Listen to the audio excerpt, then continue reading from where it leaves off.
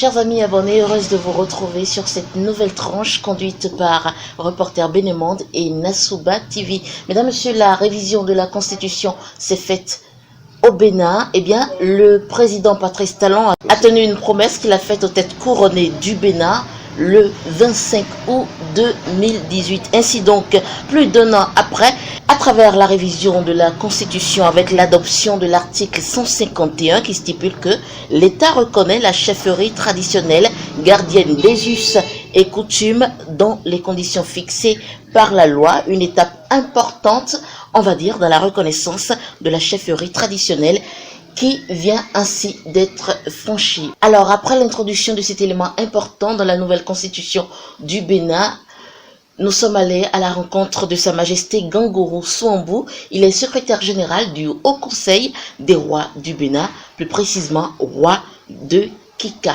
Il va nous donner ses impressions, nous dire les étapes désormais à franchir après cette décision prise au Bénin.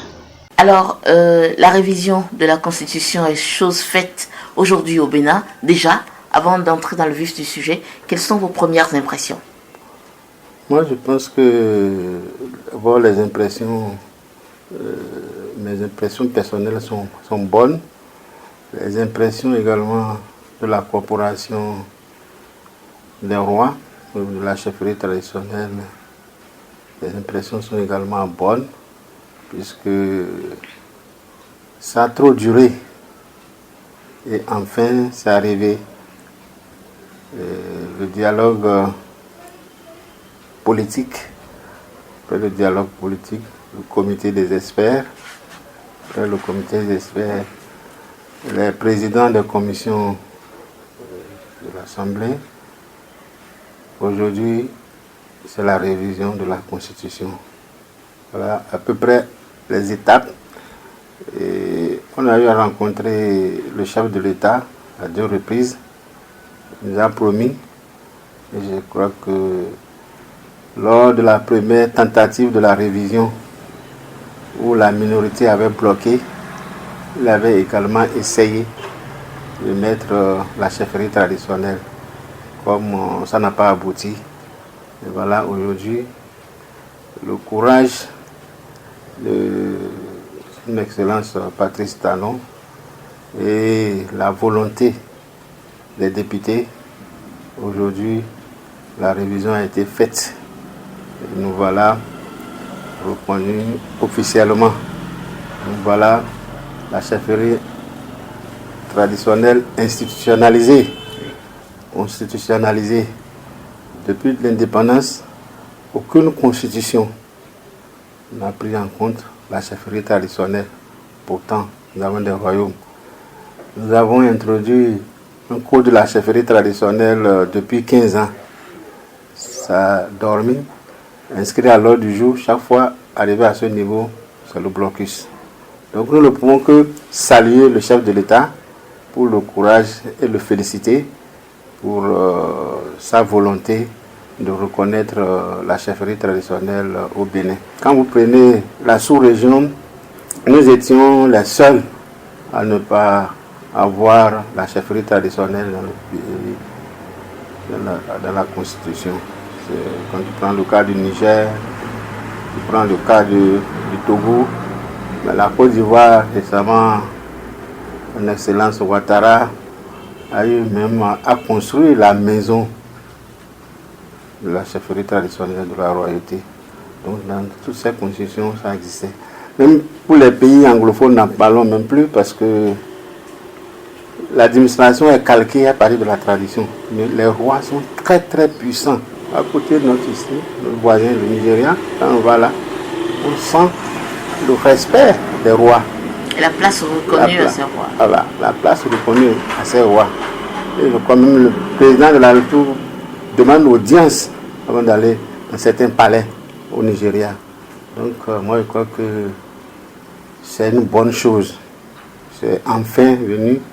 Et je vois que notre corporation doit féliciter le chef de l'État et remercier nos honorables aujourd'hui de la 8e législature qui ont eu le courage de réviser la Constitution et d'insérer la chefferie traditionnelle gardienne des us et de coutumes. Ok. Au-delà de cette reconnaissance et, je veux dire, au-delà de cette gratitude, dites-moi quelles sont les implications de cette reconnaissance de la chefferie traditionnelle par la Constitution du Bénin.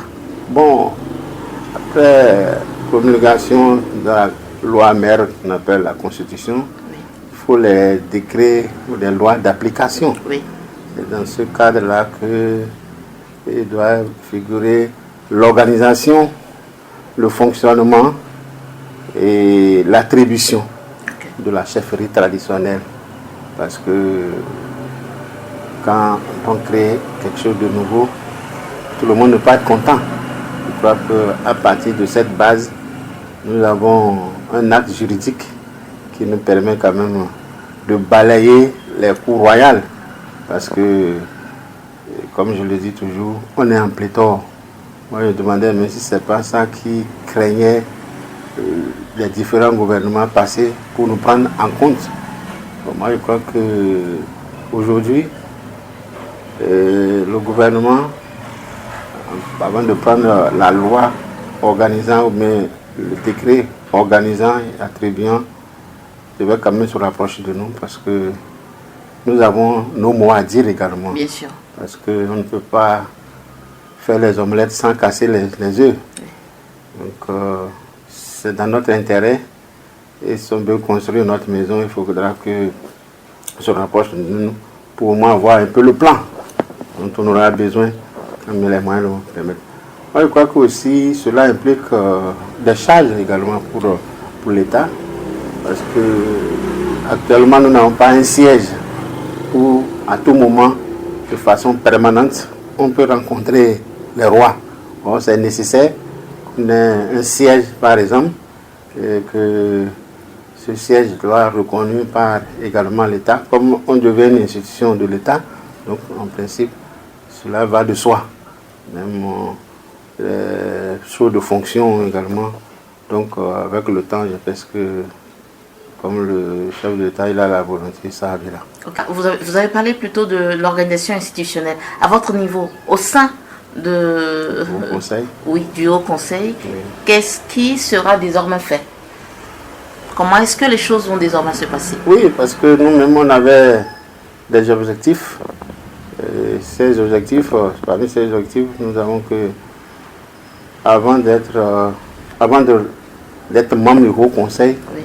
il y a un certain nombre de critères qu'il faut remplir. Et les normes d'intronisation, l'historique, par exemple, du royaume, et la dynastie reconnue par les pouvoirs, bref.